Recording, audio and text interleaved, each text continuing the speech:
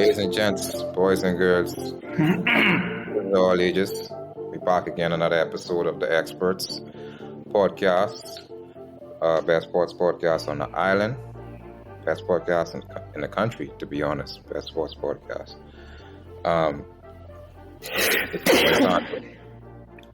AK Sounds of Marks, you can't be coughing, bro. The thing going around, you can't be doing all that.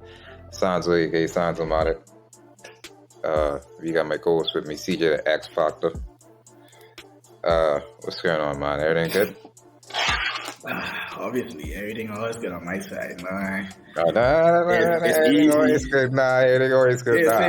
They say it's hard to be the king, but it's rather easy when you know what you're doing. But simple stuff. We can get through all this. This ain't no time to slap up and change your talk. Everybody who know me know I've been running the same line from day one. So let's start off now. Let's start off now. Easy breakdown. We can start off with an easy game, with an easy, predictable game. It may have been closer than we thought, but we can start off. with the Rams and the 49ers. Like I say, Rams was a favorite. Rams were at home. Rams had a super team. But I must give the 49ers credit for their efforts, for making it a game, for actually having the lead at one point and actually legit making it an interesting game throughout that night.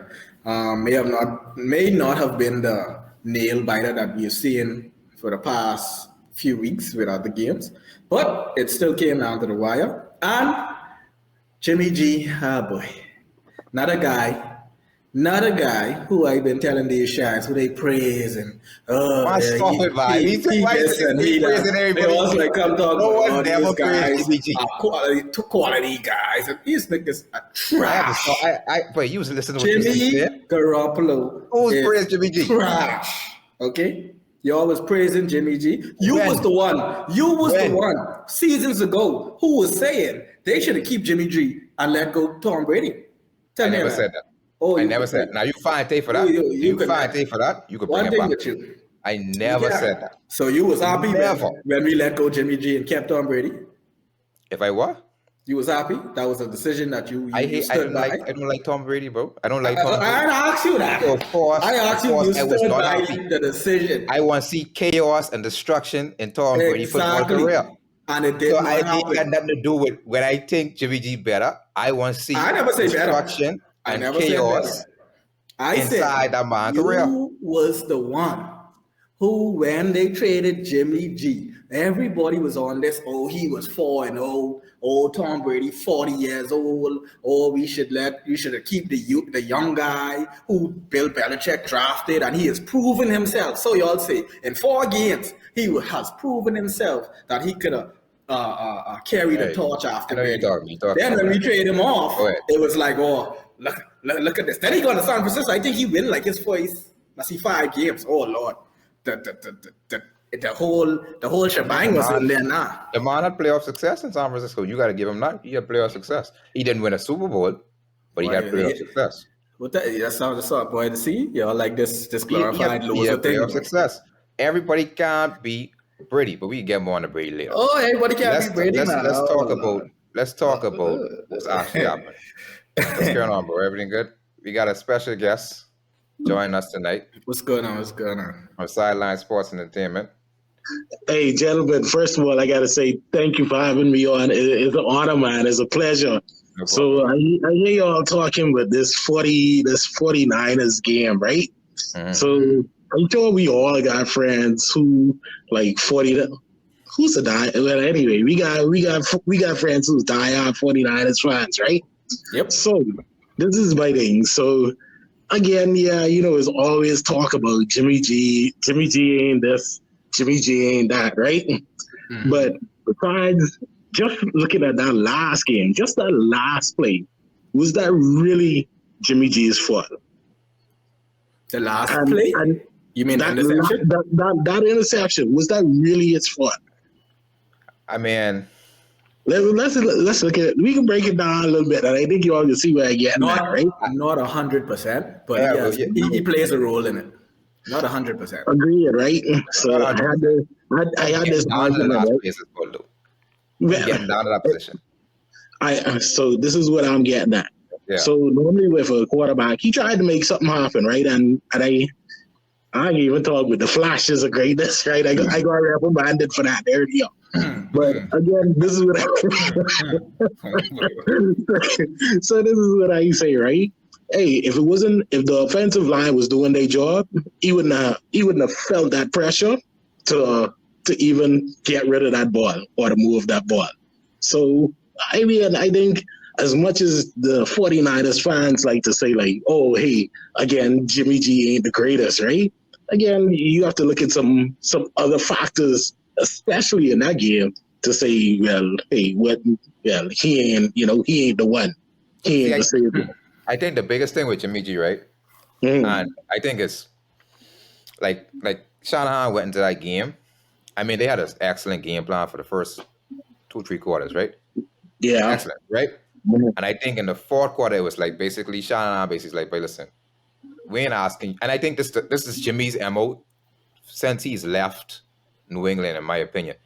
We ain't asking you to win us a game. We just telling you, don't lose us this game. That's all we telling you all to do. Don't lose us this game. And I think the Rams, they basically was like, you know what? He got to beat us this fourth quarter. He got to beat us. And it just so happened that he did, again, lose that game. And I think that's basically Jimmy's MO. How people look at him now is like, okay, can this dude make enough big plays to get you over the hump? He's not a bad quarterback, but can he? Like, he had the fourth quarter lead. You know, all people asking you just to sustain that lead and get us over the top. Can he do that? That's the biggest thing with GPG. Listen. Obviously, you're such a Patriot hater. That have you ever watched Jimmy G when he is on the Patriots? Yeah, I watch him on them couple of games. So how could you say that was his MO when he left? Since he left the Patriots, that was his MO when he was on the Patriots. We never asked Jimmy to win us a game. All we used to ask Jimmy is, please, for Lord's sake, do not lose the game. That was always his MO from he coming in the league. That wasn't when he left the Patriots. That was from he even started, because he was only in there for a part-time job anyhow. He was a substitute teacher basically.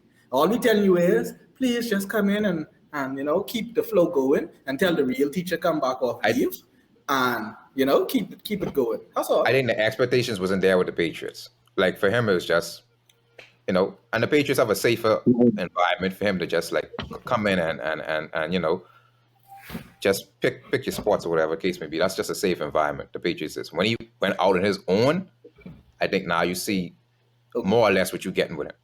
You say Jimmy G in a bad quarterback, right? I mean, he may not be the worst, but answer this for me: Is Jimmy G the highest paid? He up there. No, he really isn't. Like, he's still in the 20s. Guys in the 30s and 40s. For the money what they paid him, he ain't doing a bad job, I guess.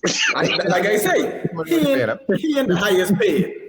Number two, he has let's say a rookie backup. He has weapons around him, and he has a defense. So if Jimmy G get all these things around him, why they saying today that the 49ers are exploring to trade him? It's not like he's the problem. It's not like we have everything we need, and this is the one guy we don't need. So, and this is the question I've been posing to all the 49ers fans who's be like, hey, get rid of Jimmy G, right? But who y'all gonna pick up though? Who y'all gonna get? Hold on. Who out there? This is one of the biggest free agent quarterback market we had in a little while. Okay, hold on. So let's even back up out there. Let's talk about, so out of the quarterbacks out there in the league right now, who would you say is a Super Bowl winning quarterback? Like, you would go to the 49ers and win? not even to go to the final. Let's just say Super Bowl winning. Those quarterbacks in the league who we think have the it factor to take you to the Super Bowl. Like you say now. We got Aaron Rodgers, Okay. who probably could leave Green Bay and do that. Russell Wilson, who has proven he could win a Super Bowl and do that. And also, people don't forget, not because this is a sleeper. Y'all can mark my words. Tom Brady. Oh, come on, man. No, believe it or not, Tom Brady has always wanted to be a 49ers quarterback. Tom Brady is a 49ers up and growing. If the opportunity presents itself, remember in Chicago, you don't think a Fox will come through and say, I'm back? So I was a big Tom Brady fan, right? And I can't stand it. I cannot stand the idea that I might not be seeing him play next season, right? Yeah. And I love that part. That actually, something that have like about, I say that much chance, but that ain't happening. I mean I like that idea though. I love it. That's the best thing I heard so far. But if that does, we invite you back that next quarter year. I mean I don't know if you gentlemen have a favorite libation, but yeah, that'll be on me. That'll on you. All right. That'll do that. Yeah, I mean it's an interesting idea. If it comes about, it's an interesting idea. But definitely you have like you said, it is. You got Russell Wilson. They have, I mean, those are the big fish to me, right? And then you always could like they roll the dice and say Trey Lance ready for a starting spot. As much as I like Trey Lance, I mean, and we're talking about the 49ers here, and we're talking about going to the Super Bowl. Keep in mind now, and I think we've all known and seen this, it changes coming down those last couple of weeks and even into the playoffs. So, again, Trey Lance might be good for a regular season. And I mean, we can think throughout the whole history of football. Ain't no, well, okay, Joe Burrow is an exception. No, I was waiting for you to keep going. I was waiting. Joe Burrow is an exception, right? But come on. Joe Burrow. We also Patrick Mahomes. We got young guys here. So I think that it's now becoming a trend. But even Patrick Mahomes he had tutelage for at least a solid year. You know what I mean? He wasn't really a rookie when he came in. Yeah. This Trey's first season to sit. So I mean, but that's what I'm saying. Like to come in as a rookie or a second year quarterback and go to the Super Bowl, or in the NFC, coming out of the NFC West, or even out of the NFC. Yeah, I like you. They have the caliber of weapons, though. They do have the caliber of weapons. They do have the weapons. They do have a great coach. So I think you put a quarterback there. I feel that's why they going all in now because no, I was gonna say, so we can make this real simple. Y'all think Trey Lance better than Jimmy G? I said it. I think there's different aspects to the game that they bring. It's maybe not quarterback wise. You could say Trey Lance is above Jimmy G, but Trey Lance could also bring a different dynamic to that offense to where the team performs better with him in the game than when Jimmy G is in the game. So maybe that's something that they look at. And I look at it like this, right? I can't say he's better. I mean, I haven't seen Trey Lance play enough to say he's better than Jimmy G. You have to see him in that type of environment and that's a situation for a longer period of time to get the sense that he's better. But I will say this: I think Jimmy G it may be unfair to him. It may be unfair, but I think he has a ceiling, right? And I could throw the start, and it may not be fair, but over the last 3 seasons, right? Over the last 3 seasons, teams entering the fourth quarter with a lead at 19-2 in the playoffs. 19-2. Those 2 losses are from Jimmy G. Both those losses. Right? So again, it may not be fair to him, but it's almost a trend almost in terms of can this dude be the one to actually get you over the hump? Now, things can happen. He can have, like I said, he's solid. He's a solid quarterback. He's not great. He's solid, but I can't say he's better than Trey Lance is better than him, but I think the ceiling may be higher. It may be something you could look at. So with that being said, so I guess the 49ers fans wait another 2 to 3 years before they get back to the. No, that's why you're talking about winning now. This what brings up my point. Like I always tell these guys, championship windows are small. This is the team you have right now. Yep. All you need to go all in this summer on a top tier quarterback. Even if you have to use Trey Lance as a trade piece, or you have to throw in some draft picks. Don't mind people, but draft picks is your future. But you got to wipe it right now. If you have a bad team, draft picks is your future. If you had a team that was 5 minutes away from the Super Bowl, and you have Aaron Rodgers, Russell Wilson, possibly Derek Carr, who's not that bad of a quarterback either, on the market this year, and you could slot them in there with a Deebo Samuels, that type of defense.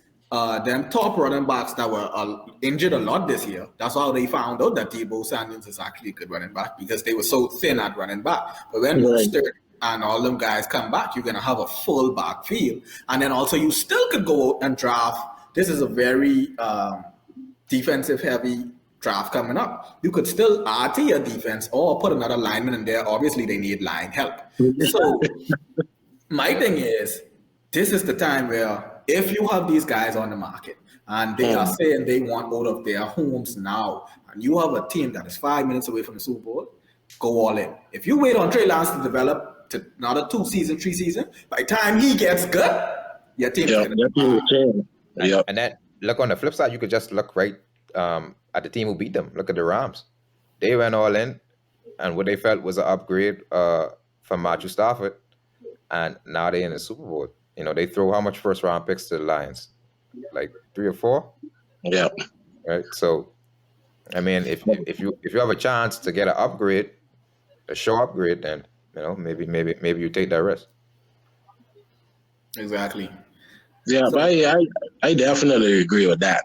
But again, like I said, to me, I just don't. I mean, I know we name a couple of quarterbacks out there who are on the market. Yeah, Aaron Rodgers, we know nobody knows what he's doing, but I see, and we know San Fran has the money to do it, but I don't see that happening. You know what I mean? Who else? Russell Wilson, maybe. Again, I don't see that happening. You know what I mean? It's gonna be Russell Wilson's gonna be interesting moving part this offseason. You don't see the California kid of Aaron Rodgers going to play for the 49ers. Did you look at the stands of that NFC Championship game? Yeah. You realize that there are more 49er stands in the state of California than Rams fans. Like, being a kid from California, this is why Brady liked the 49ers, because he's a California kid. Being a California kid, the 49ers was the greatest team on earth. So my thing is, you have a chance at almost any quarterback that comes from California. But I don't know. I guess we'll see how it goes, and we'll bring it to you as it comes. But let's on the flip side, let's the big game now. No. I think we talk too much about the 49ers. We talk about the 49ers. On the flip side, let's talk about the Rams. Let's talk about the Rams. Well, I've been talking about the Rams all season. Y'all didn't believe, but I talk about the Rams all season. Who didn't believe in the Rams? Where you was getting this information from? I had the Rams as the dark horse Super Bowl contender the minute they got Von Miller. My Lord, after they create a super team, now there's a dark horse. That's like saying I picked Golden State after they get the Rams. Where was they in the NFC standings? When they got Von Miller, where was they? They wasn't number 1. All right, so I still that's not like I bandwagon. They was number 3 in the NFC. So who was your favorite? What? My favorite was Green Bay, but I said they are dark horse and it is. Yeah, man, stick with your Green Bay though. But anyway. Let's talk about the Rams. You bet all over the place. You bet the Cardinals and whatever. But let's talk about the Rams. Let's talk about the Rams. What did so there you go. I mean, as far as the Rams, I think even from their last Super Bowl appearance, I think that we knew that they were pretty close. They just needed that one missing piece, which they. I mean, for me, I definitely thought that they could go all the way with the addition of Matthew Stafford, and even though I think. Matthew Stafford, I feel like this is his redemption, being stuck all those years in Detroit, like that's like redemption. So It's definitely redemption, man. yeah.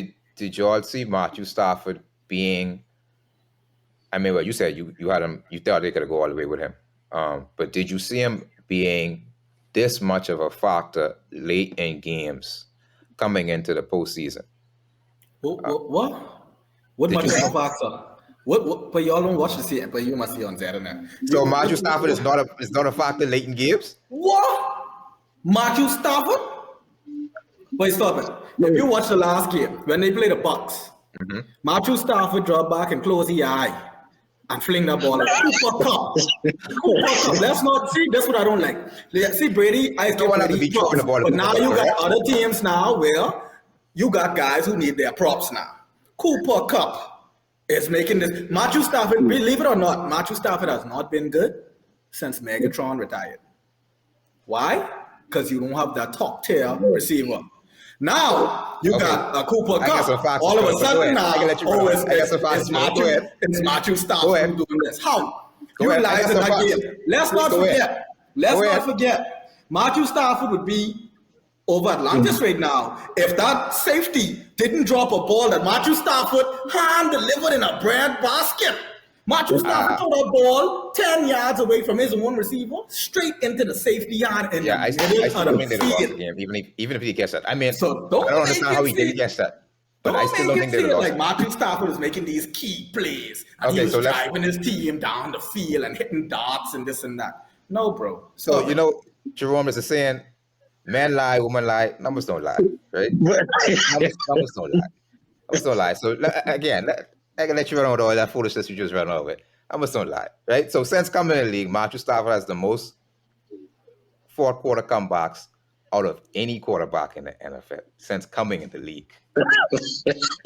Since coming in the league. What do you mean? This season, in Yeah, the this fourth season. quarter, Matthew Stafford, this season in the fourth quarter alone, has 13 touchdowns and 0 interceptions in the fourth quarter alone this season.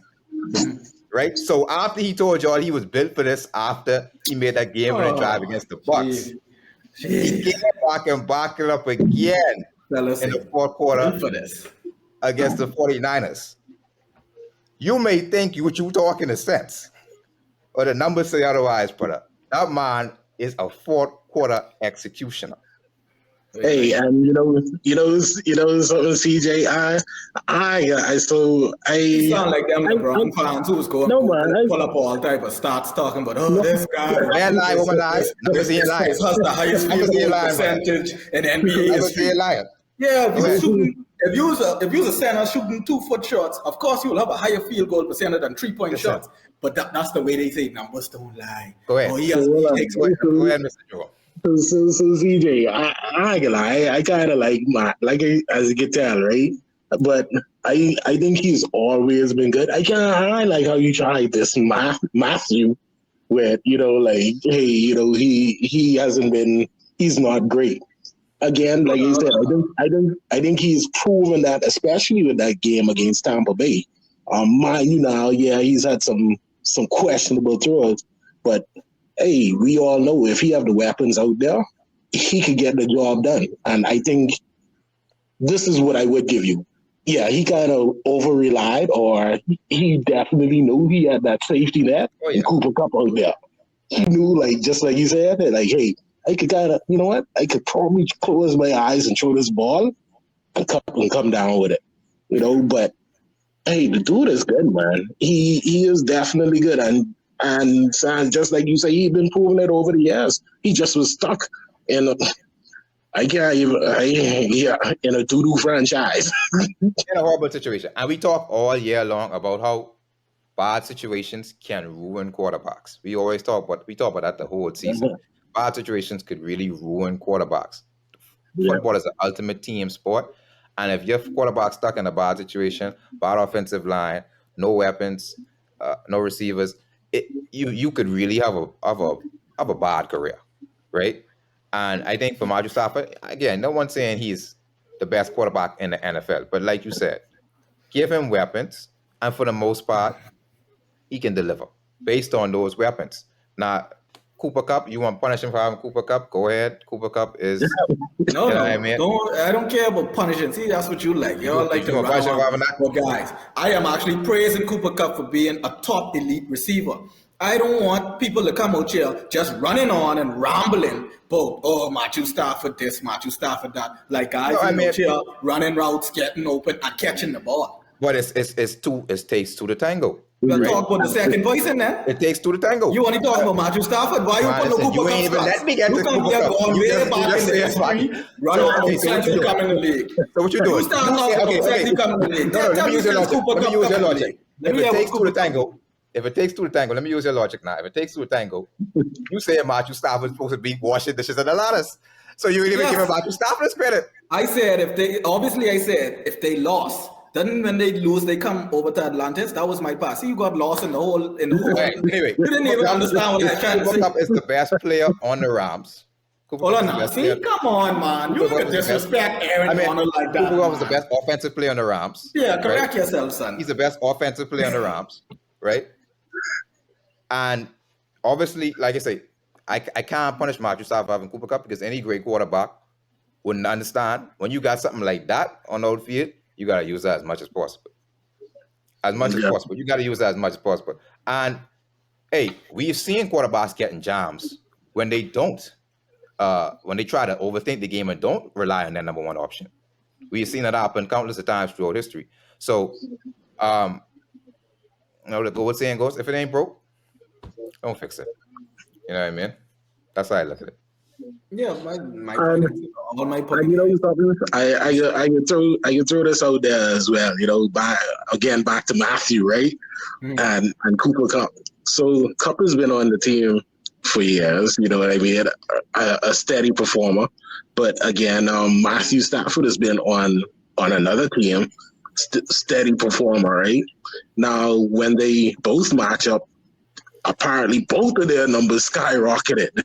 So again, just like you say, it takes two to tango. So clearly, hey, they both have been beneficial to each other. Exactly. So I don't want to have no long story, but just one person and all his career stats and stuff. Let's give that man Cooper Cup for being the league leader. That man win the triple crown. You got top wide receivers in the league who never win the triple crown of yards, touchdowns, and reception in one season. So that man deserves his props. Hold on. So I gotta throw. I gotta throw this. I gotta play devil's advocate out there, right? So y'all think if it was a regular 16-game season, Cup still would have been done doing all of that stuff? What you mean? I mean, he still would have lead the league. It ain't like he break records. He just lead the league. Because through 16 games, he still was the league leader. Yeah, I think so. I think so. I'm talking about breaking records. Thought he would have. Yeah. I mean, he still ain't break the record. He ain't pass Randy Moss with touchdowns or nothing like that. So yeah. I mean, the records thing is but he still would have been. Yeah, not bad. I guess I like Cup, man. Yeah, I think he put in some work this season. He definitely deserved it. Yeah, definitely. Okay, now we getting on to the big shebang now. We going now to the upset of the whole AFC. The whole AFC was upset this weekend when a young man by the name of Joe Burrow came into Kansas City, into the cold, into the home of the defending AFC champions. And took the soul of the so-called baby goat, or supposedly the guy who was on the path of being the goat. The guy come into young in the second season. Remember you just said, you don't usually see young quarterbacks in their rookie or second season do things like this. And this guy comes in the second season with a Bengals team. Bengals man. Far underdogs. This you know, oh, he have a Cooper Cup. He don't have a Cooper Cup. This you know, oh, we have a top tight end. His tight end even got injured during the game. His starting tight end was carried off the field during the game. With a Bengals defense. Name me the top player on the Bengals defense, by the way. No Jalen Ramsey, no Aaron Donald. Who's the top defensive player on the Bengals? Okay, we don't know. But he came in there and he made it happen. This is the guy that needs the prop as a quarterback. Now, Jamar Chase is also a top wide receiver now. I ain't gonna take that away from him because, like I'll say, you give the people props for props. But Jamar Chase is been a recipient of Joe Burrow ball from college time. And now I see I saw a report where Joe Burrow could be the first quarterback in history, not just NFL history, football history, who could have won a Heisman Trophy, a national championship, and a Super Bowl. Brady never do that. Montana never do that. Just never do that. None of the greats of all time has done that. This guy about to do, I wouldn't say about, he has the potential, or he has the opportunity to do this in a span of 3 years. What do you all think about that game that y'all watch against those two teams? It was a tale of two halves. It was a tale of two halves. Obviously, in the first half, the Chiefs was firing on all cylinders. And Mahomes was 18 for 22 or something like that, 18 for 22, 3 touchdowns. The Bengals made a serious adjustment, and you got to shout out their defensive coordinator. They made a serious adjustment in the second half. And as we've seen with Patrick Mahomes, even at the start of the season, I thought it quelled a little bit during their win streak. Always going for the big play, right? And almost not adjusting his style to when the defense starts to adjust. And as a result, he had a poor second half, as poor as I've seen him play in the second half in a minute, especially in the playoffs. 2 interceptions, no touchdowns. Yeah, so that is going to rank as probably one of the biggest upsets, if not top 2, top 3 biggest upset in NFL history. Because of just the way he melted down, not just him, but the whole Patriots offense. I mean, not Patriots, whole Kansas City offense. Can't keep their name on the mouth. Kansas City offense in general. You know, that's just it was just a meltdown. And I was, again, just having some conversations about these games, Joe Burrow, definitely, just like the analyst call, he's definitely big game. So my feeling is whether the Bengals won or lost that game, I think Joe Burrow has proven himself to be a winner. Mm-hmm. He has, and again, earlier that we were talking about, he was one of those guys that I think, or one of these young QBs that has that it factor, you know what I mean, that can actually go all the way. Now, as far as that game, I think that was definitely, I guess, are you saying, a collapse on the Kansas City Chiefs part.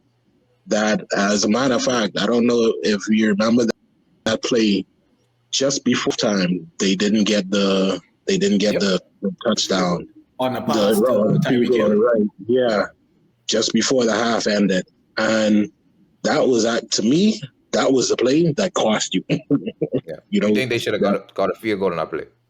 Yeah, they should have at least scored.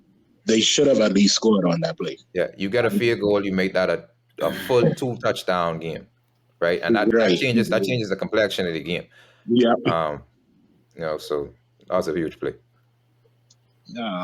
Again, not taking anything from Joe Burrow now, but again, even with Kansas City, hey, Patrick Mahomes threw, like you said, 2 interceptions in that game, and they only lose by 3 points in a playoff game. Come on. So again, like I said, that was and not taking anything away from Joe Burrow. I still am trying to figure out how the Bengals doing it or could continue to do it.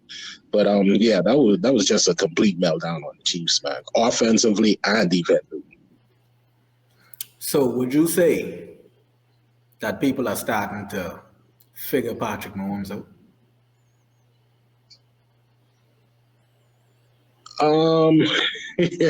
I don't, boy, I can go out on a limb, and I don't like to do this too often. I think when it comes to that kind of stuff, or actually in that situation, I'm actually looking at the coaching staff for that one. Because one is, hey, and just like you said, it was a tale of two halves. Like in that first half, hey, even if I know I'm not a second half team, like, hey, I put my pedal on the metal. Like, hey, I trying to score 100 points in that first half if I could. Like, and I feel that's just how it should be. Like, we look at Nick Saban, all these other coaches, right? Hey, like I said, I would have been, I don't care, I would have been more for this exact same reason. Yeah, I mean, hindsight is 20/20 for sure. If they get the touchdown to end it off, and that they look like geniuses if they get the touchdown before they end it off, right? And now we're thinking we probably should have been better off getting the field goal. But I mean, it's one of those situations where it's like, I wouldn't say teams are starting to. Well, I think teams, when you do something so much, teams are eventually going to adjust to whatever it is you're doing, right? And with Patrick Mahomes, the success that he's had his first 4 years starting, teams are anxious to figure out a way to beat that, right? So anytime there's a new revolution or a new type of player or offense or style coming on the scene, people are anxious to try to beat that and combat that. And I think for Mahomes, his next step is in-game adjustments have to be just a little bit better. When he's on, and he's rolling, and that offense is rolling. But he has to learn how to, and Andy Reid as well. Like you say, the coaching staff plays a big part in all that. In-game adjustments have to be made. And if they could figure out ways to do that, then I think all is not lost for the Chiefs. Well, sorry to hear that. The problem with Patrick Mahomes is he cost himself. Patrick Mahomes, after winning his Super Bowl in, 2020, the year 2020, Patrick Mahomes won his first Super Bowl. Patrick Mahomes came on an interview the following month, and he spilled his own beans. The young man said, I cannot read defense. The man tell everybody, I just go there and just play. So now, see, this is the difference between not just Patrick Mahomes, even though he was the start of this whole figuring him out. But this is the difference when you get to organizations with Belichick and the Patriots and stuff. You don't never know what they're doing. You will never, ever in your life hear Belichick come on and say, well, we ran a deep cover 2 on them because we know they can't. So now the team can know, well, gee, Lord, these people run deep. Like, he didn't even explain this game now. You'll come out there and ask him, well, how did you guys pull this one out? We executed. Next question.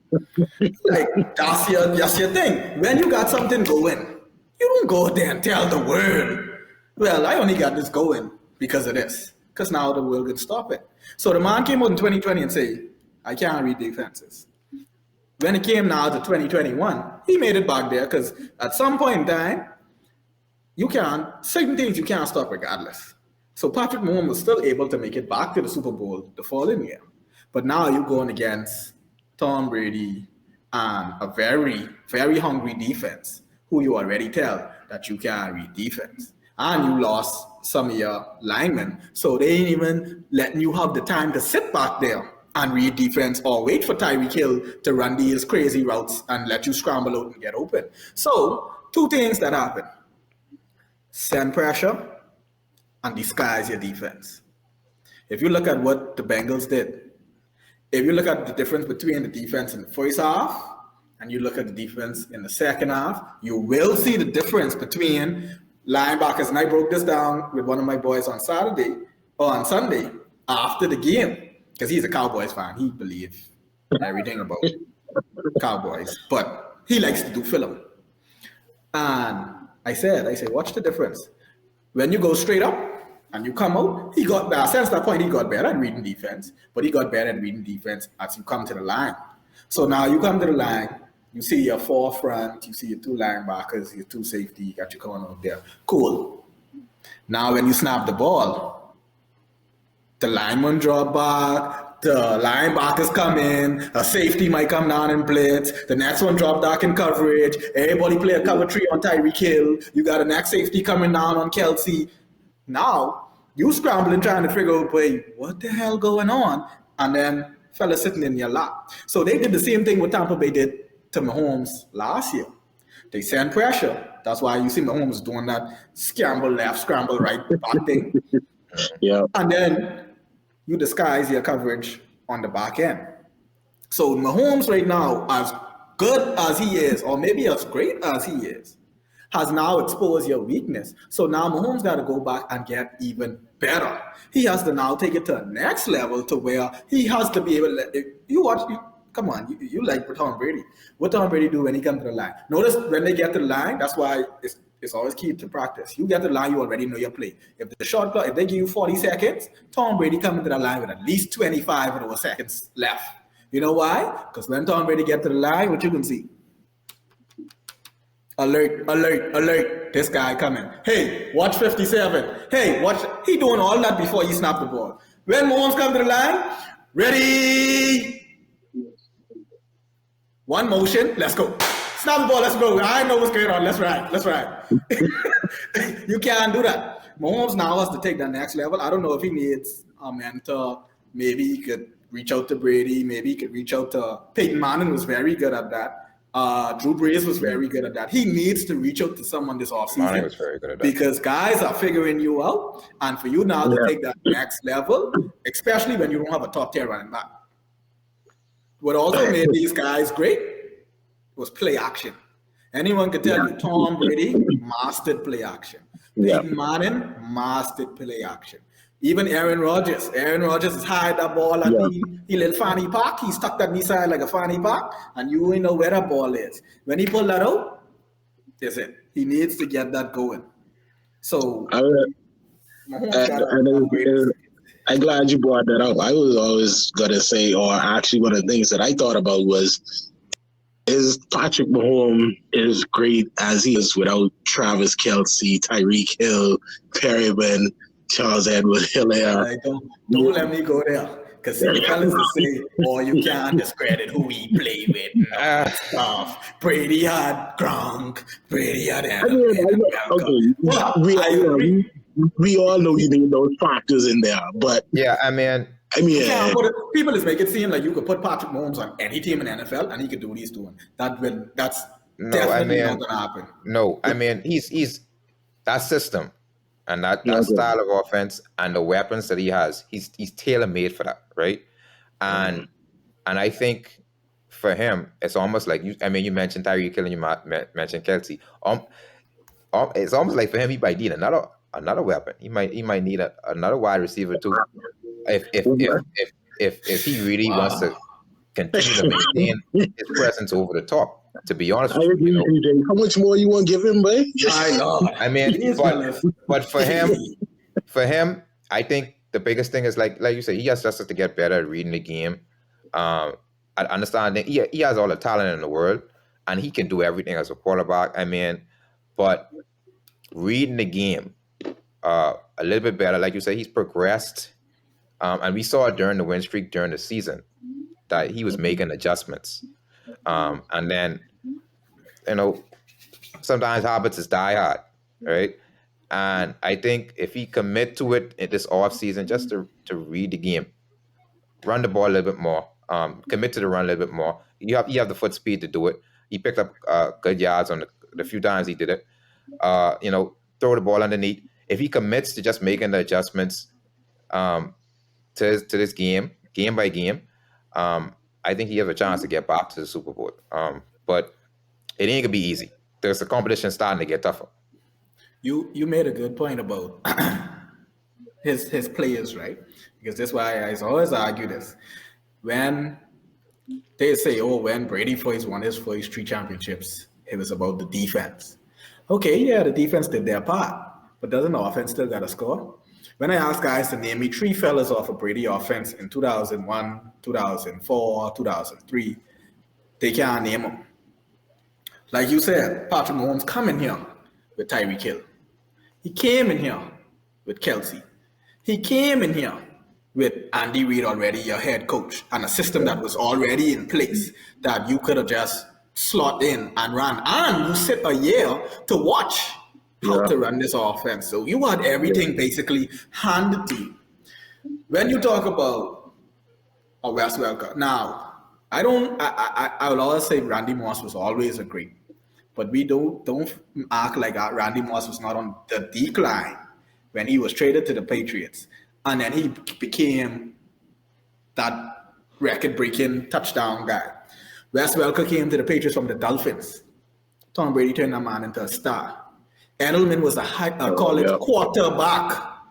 Tom Brady turned that man into a star. Gronk was just, when Gronk first came in, Gronk wasn't even our best tight end. Don't forget, Aaron Hernandez was on the pod. Aaron Hernandez was our tight end #1. Gronk became our tight end, obviously, because Hernandez had to bow out of the game gracefully. But even this is what I say when I talk about why I call Tom Brady GOAT regardless. When you talk about Peyton Manning had Marvin Harrison, Reggie Wayne on a good offensive line. When you talk about Drew Brees always had either Michael Thomas or he had Kamara. On the early days, he had Reggie Bush and he had Marquise Colston. Yeah. Now, when you talk about Brady, even when I watch, I didn't even notice this. I had to go back because, I like to watch these, so I'll cut it with Brady put on people. Yeah. The 28-3 game. People will say, oh, well, this and that. The Falcons had the #1 offense. You had Matt Ryan, who was throwing all type of touchdowns. You had Julio Jones, who was going crazy. And they had a defense. Don't forget, what people fail to realize, in that game, Gronkowski never played. Gronkowski was injured. We don't even remember who the running back was for that game, because every year the Patriots running back is switched. But let's just remember, if Gronkowski out, there's only 2 people he get into. Gronkowski, Edelman. How, if you are 28-3, no Gronk. Gronk is not only a pass catcher, but Gronk is a very good blocker. If you don't even have that, how in the world was Tom Brady? Oh, I remember the running back, James White, who still is with the Patriots. James White, boy, he's going crazy with James White. But my point is, when you to go, you win with whoever you have.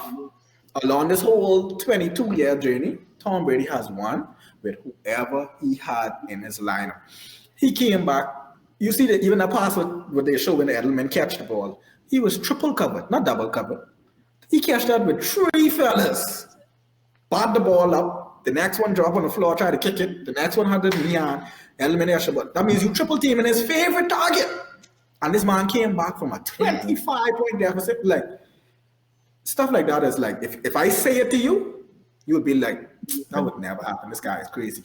When you watch it with your own 2 eyes, you'd be like, wait, what the hell? What did I just watch? That don't even make sense. So, like, to my credit, like you say, this guy has all these things.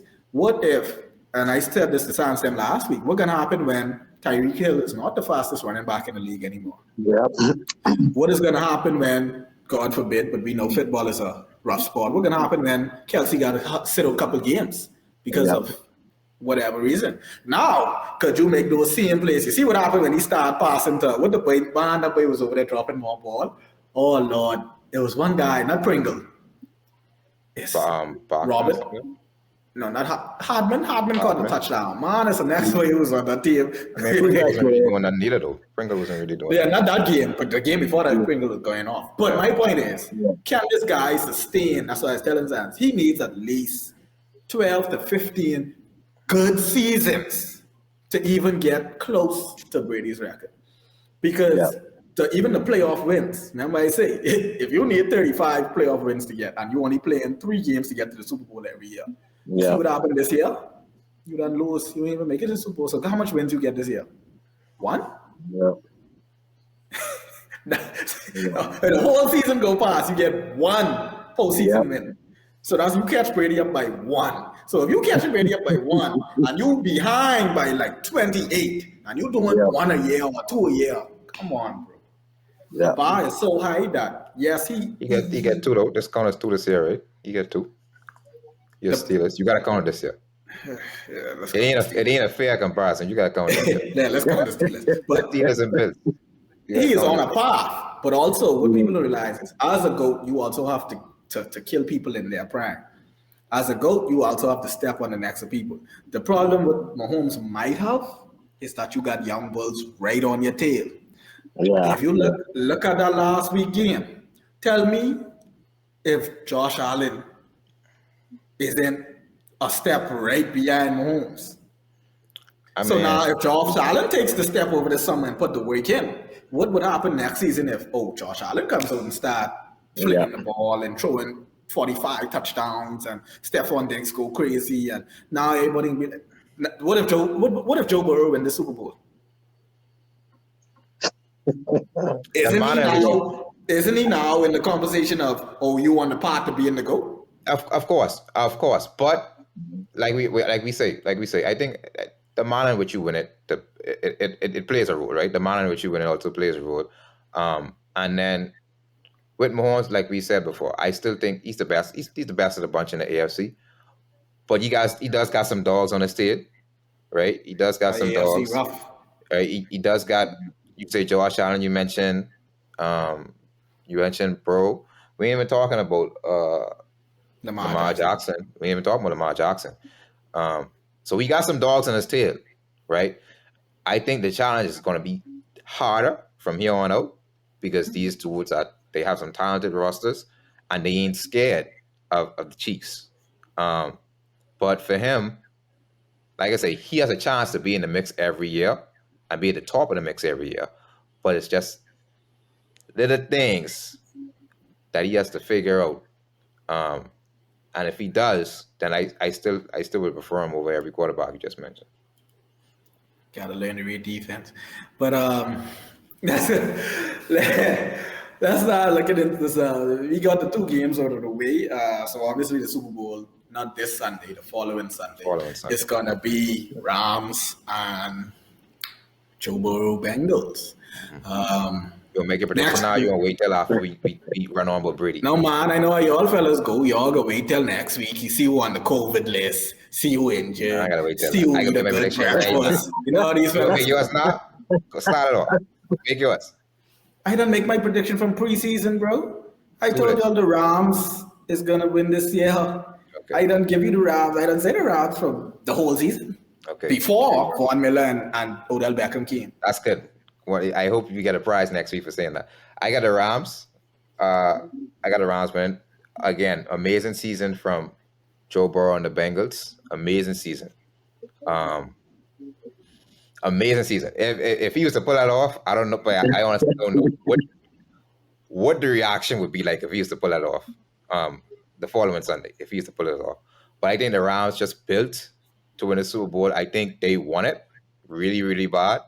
And I think they have enough to make any end-game adjustment needed. They've shown me in these 2 playoff games that they can play from behind, they can play from ahead, they can sustain leads, they can close it out in the end. I would pick them to win it.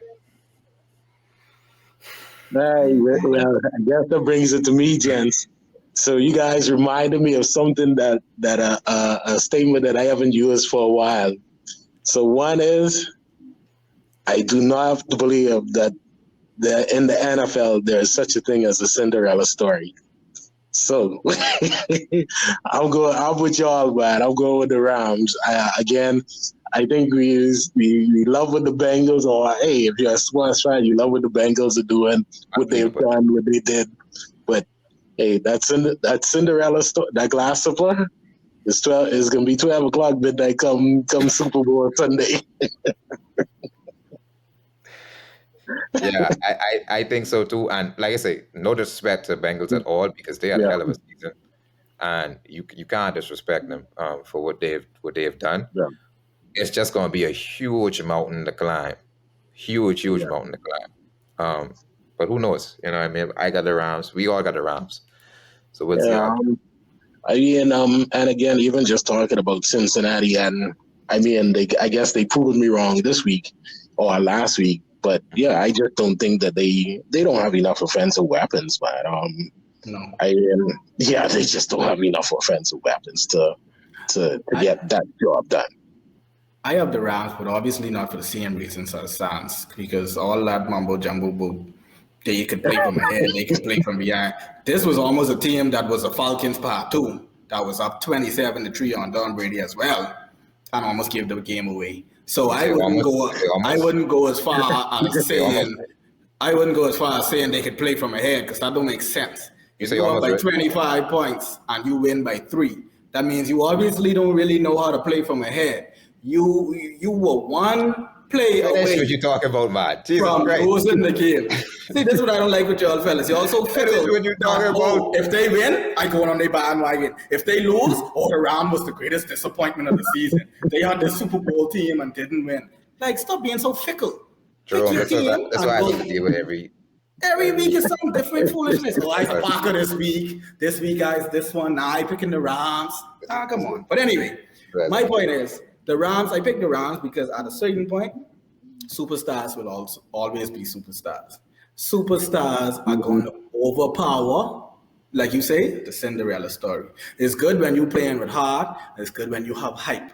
But the problem with the Rams is the Rams have superstar at almost every position. Even if you watched that game last week when they was playing the Kansas City Chiefs, we had known that Kansas City Chiefs defense hasn't been that good all season. And they had Joe Burrow running for his life. So what can happen when you got Aaron Donald blowing up your center in there? Your center could be on his back half the game. You'll have to double team him. Then you got Von Miller coming off the edge. Then people is carrying like Floyd on the other side as a scrub, which he ain't. Then your top wide receiver is going to get shadowed by one of the top cornerbacks in the game, Jalen Ramsey. And you only is throw to this guy pretty much all game. Well, hold on. Talking about Jalen Ramsey, right? I think after that Tampa Bay game, I think we see how vulnerable he is. But I've been getting torched a lot. I've been telling fellas, that is their torch. Don't mind all that mouth. Yeah. He's reminding me a lot. He's reminding me a lot of Richard Sherman. He had 2 subpar games. I mean, he might show up in the Super Bowl, but he had 2 subpar games thus far. I feel like he will show up in the Super Bowl, but he was reminding me a lot of Richard Sherman. They talk all that, and when they get torched, they looking around for safety. Bro, where the hell? No man, don't ask no help. You tell me you could one-on-one anybody. So anyway, I feel like he still is a good cornerback who can give. He has those flashes. He has those flashes, and you only need it for one more game, so you could go on. Man. And then Eric Weddle, who came out of retirement, who was a very big part of that secondary that they needed that veteran leadership in that back to cover for people like Jalen Ramsey and other people. He came out of retirement and is actually playing at a very high level for them. Like he never missed a beat. Exactly. Then you got Cam Akers. Cam Akers is a very young running back who was injured most of the season. So dog come in here fresh. See, that's what people don't realize. When you play a whole 17-game season, and now you're playing 2 and 3, don't mind the guys out there. A lot of these guys are taped up. A lot of these guys are banged up. A lot of these guys have injuries that they don't disclose because they want to play. But now you got a guy who is coming off fresh, who ain't play all season. He got legs to run for days. Then you got another backup in Sonny Michel, who's a power back. So with all these things in place, I just don't see. I mean, it's possible that they lose, and if they do, it would probably be because of that Stafford guy. He's the only reason I would see them throwing this game away. He'll have to go off and throw like 3 interceptions or so for them to lose this game. I don't see them literally just handing the Bengals this game. And on top of that, you have Cooper Cup. And in an offense where you have Odell Beckham, he ain't the number one. Don't Yeah. forget, Odell Beckham, since coming there, has already caught like 7, Yep. 8 touchdowns in half a season. On Yep. any other team, you used to clear cut number one easily. Yeah. You coming on a team where you ain't even close to number one. I ain't even gonna lie. I mean, Odell is still Odell. But this season, you ain't nowhere near Cooper Cup, bro. Cooper Cup blew you out the water this year. So, like I said, they don't have no weakness. The only thing what could cost them is if Stafford has a meltdown and legit throws interceptions or has fumbles or does something. But once he managed that game, Margin of error is they have the right. the margin. Yeah, of error, he has a lot of errors he can make. the margin of error is very, very, very, very wide. Hey, I was gonna say, don't forget now. Hey, Sean McVay have a tendency to choke every once in a while too, you know. So Hey, you know, boy, you almost showed the last game. He got burned all the time was in the third quarter. I try to figure out whatever he's doing. that boy throw away all his time. So yeah, I mean, like I say, the margin of error is very, very wide, very wide. It would have to take something strange happening for the Bengals to win, in my opinion. But Yeah, it's only one game. It's only one game, so you never know. It may take something strange from the Bengals side as well for them to pull it out. You know, who's to say Joe Burrow doesn't have an outstanding outlier game, right? I mean, he's a great quarterback. So it's within the realm of possibility. You know what I mean? Who's to say the defense doesn't come with a strategy to stop the Rams offense? So I think it'll be entertaining, but I think the Rams, they have a lot going on their side. A lot going on their side. Hey, even so, and again, like I say, y'all learn. I like to play advocate, right? So even though we all got the Rams to win, right? I think I'd still bet on the Bengals just for Vegas. I've been telling these guys all this time. They know how I do. I spend the underdog.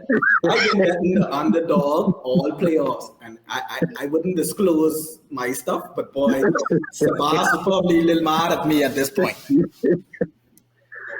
The underdogs is where it's at. I will be betting the Bengals. I will also put a little bet on the Rams because it's only 2 teams, so you might as well bet both sides. But if the Bengals do win, I ain't gonna miss that gravy train. Yeah. Speaking of gravy train, and a guy who's been paying my bills in February for 7 out of the 10 times he has the opportunity to do it, Tom Brady has officially this morning post and said thank you to all his fans and the NFL and football and generations that watched him over the past 22 seasons. And me personally, guys can tell you, I don't know if Sans was there, but we had Super Bowl parties year after year. And obviously I would win tons of money off it. Well, I lost in the Eagles one. But I always win when we had, this was before sports betting was online. This is when you go to your boy and say, boy, I bet you 250, the Patriots go in. And fellas, just take your bet. So this guy, undisputably, obviously, is the GOAT. But what do you think about the career of Tom Brady?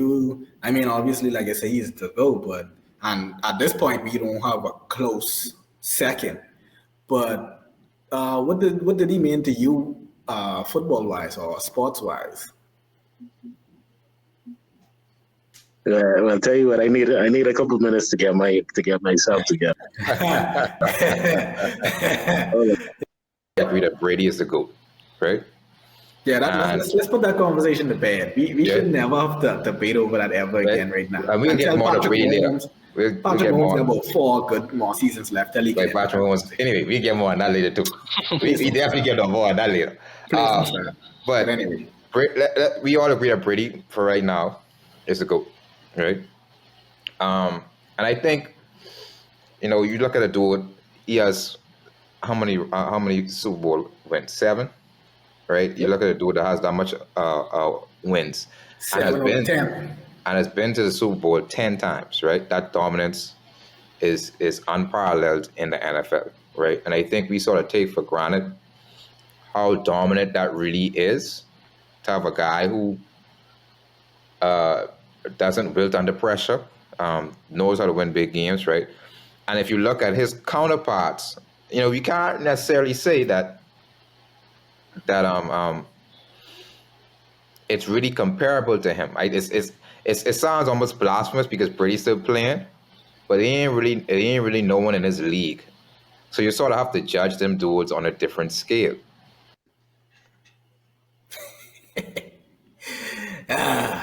Thank you, pun. I had to go back to that. You hear old boy there? This is when you first came. Isn't this the guy who was so passionate about, I love chaos in his career. I want to see everything Brady does, and I wanted to see him fail. I always this and I always that. Now all of a sudden, admiration. You know why? That shows who's the GOAT. You know why? The GOAT doesn't want to be liked. This is why I don't compare him to that other guy who still plays basketball. The GOAT doesn't want to be liked. The GOAT is respected. You could want all what you want. You could say, I hate Tom Brady guts. I hate how he's this and I hate how he's that. At the end of this man's career, you will sit down and undeniably say that he is the greatest quarterback. I don't go as far as saying player because I would say career. But player in football is very funny because you have so much different positions, and being an athlete is something different. But the greatest quarterback, which is the most important position in the whole situation. So that's why it carries more weight. But the greatest quarterback of all time, regardless of whether you like him or not. So when dogs say stuff like that, now talking about he preaching, that's all it is music to my ears. That song, listen, that sound like John Canoe on Boxing Day morning. And I ain't heard that in years. You got to call a buck. You know what I mean? At the end of the day, I'm very honest about how I felt about Brady during his playing career. I'm not going to hide that, right? Very honest about how I felt about Brady during his playing career. But when you on the stage, when you spew the sports stakes, you have to call a buck, and you have to be realistic about what's happening. And Brady has proven that he is not comparable to his peers. He's proven that the people that they have tried to compare him to, the Rodgers, the Drew Brees, the Peyton Manning, all great quarterbacks in their own right, all elite quarterbacks in their own right. Their accomplishments and the nature of the way they got their wins, it just doesn't compare. It just doesn't compare to Tom Brady. And I think, the game will miss that type of a player year in, year out.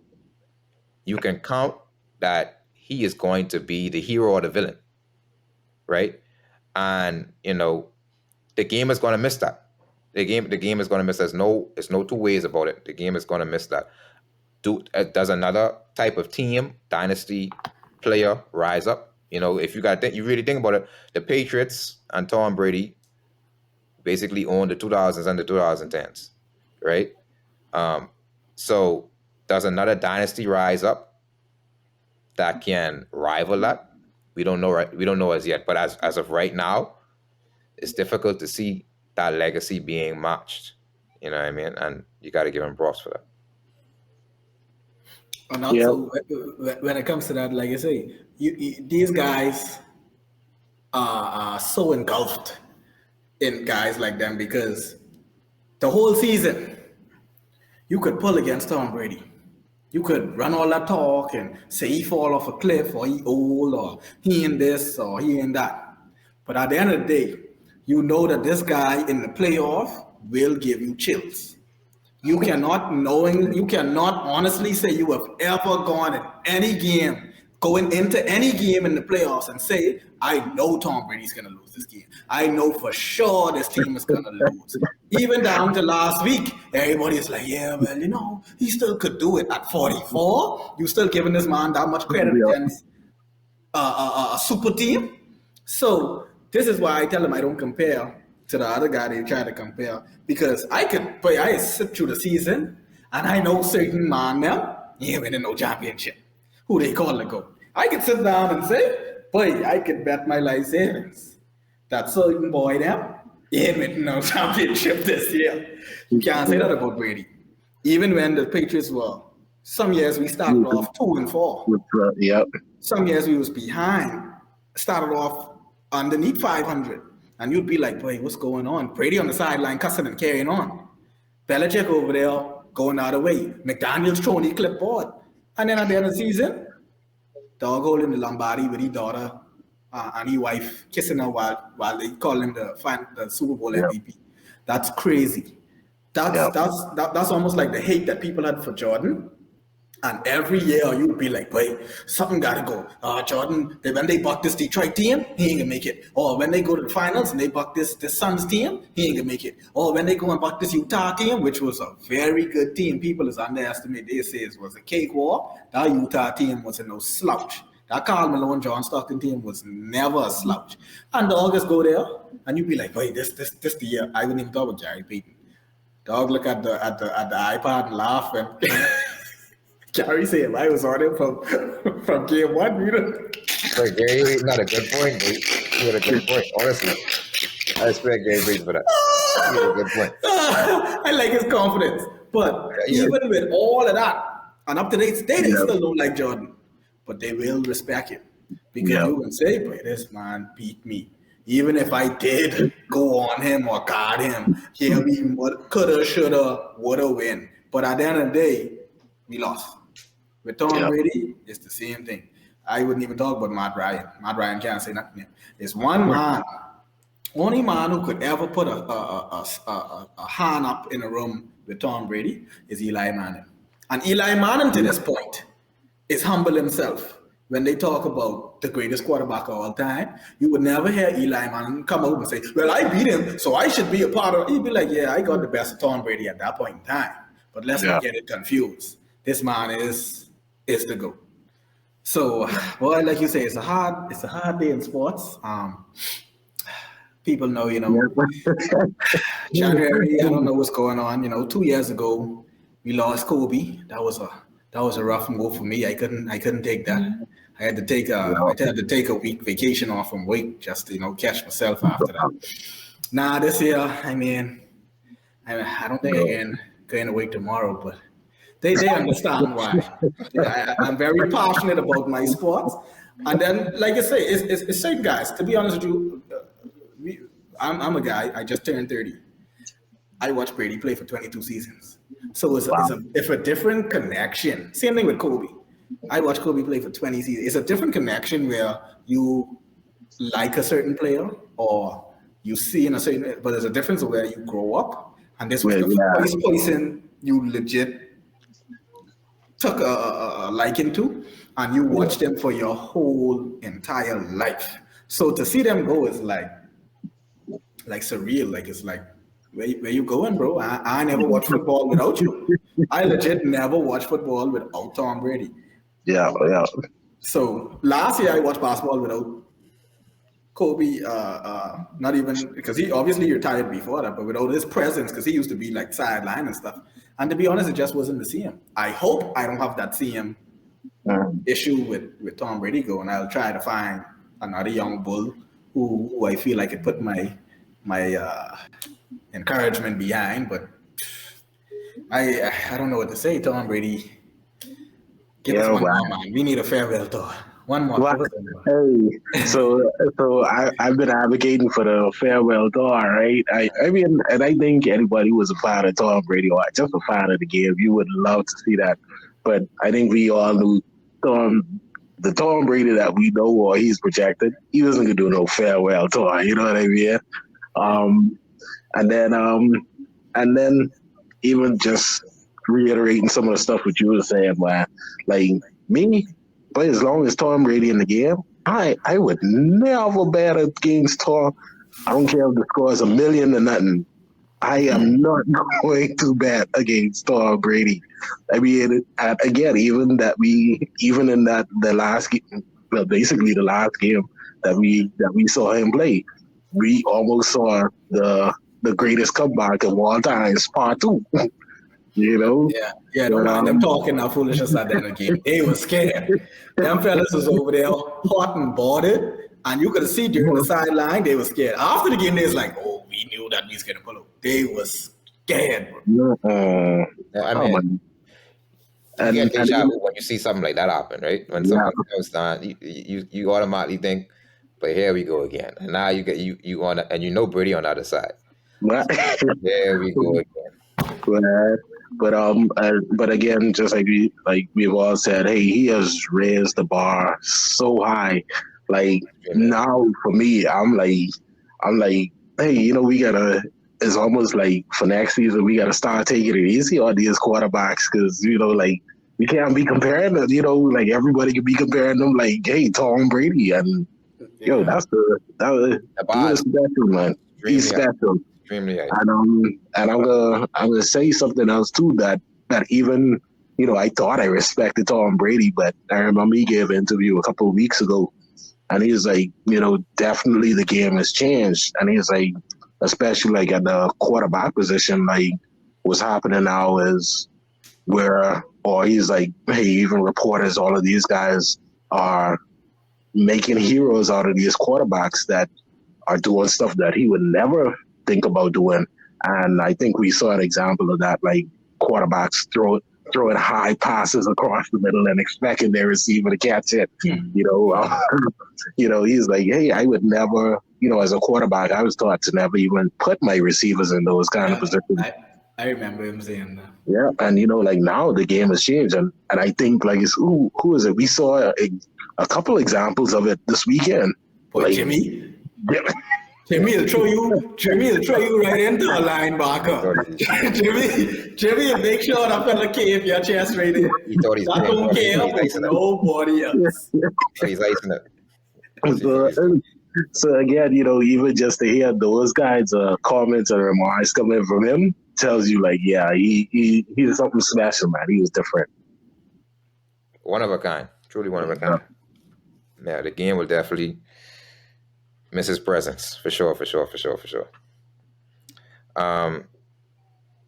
Right before we segue out of football, I want to talk about that story that happened earlier today. I don't know if you guys saw it, but Brian Flores is suing the NFL at large, as well as the Giants, I believe, because of what he believed to be racism in the hiring process.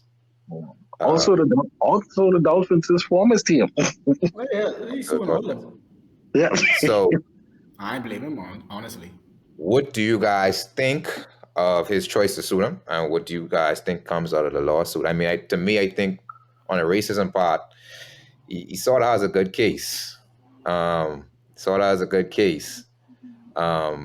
think they have to prove it on all sides, all around, obviously, but it does come across very bad.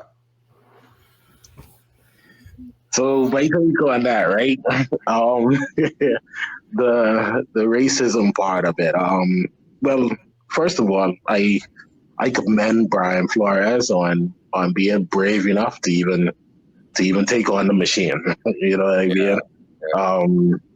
Honestly, I don't think it's probably going to end well for him.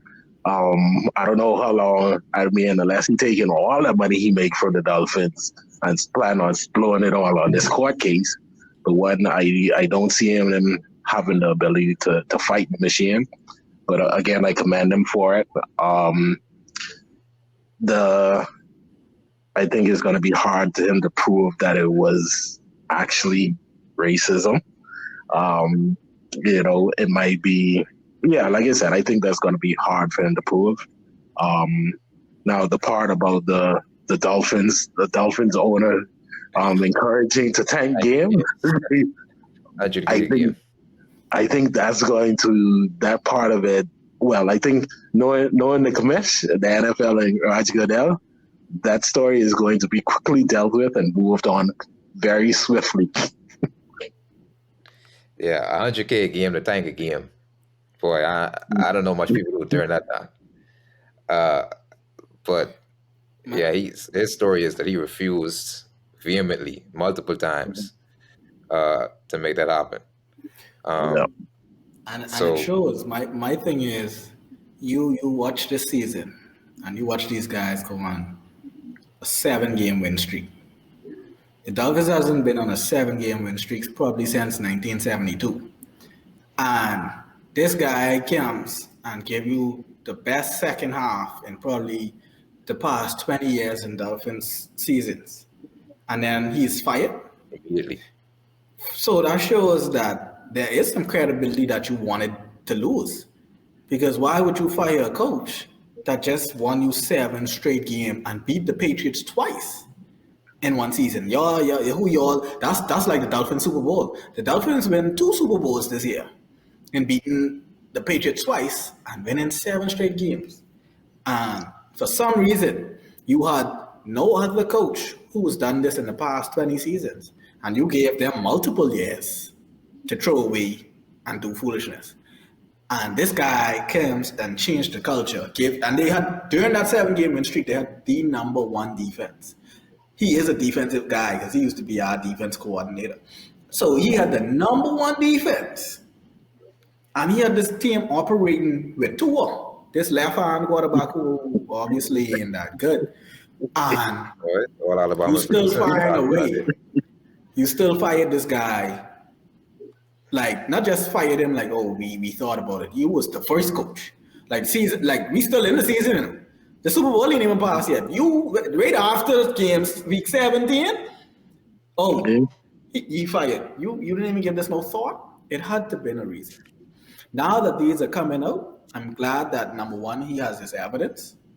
He also showed text messages where Belichick messed up because he sent him messages congratulating the other Brian for getting the job and didn't know it was going to Brian Flores.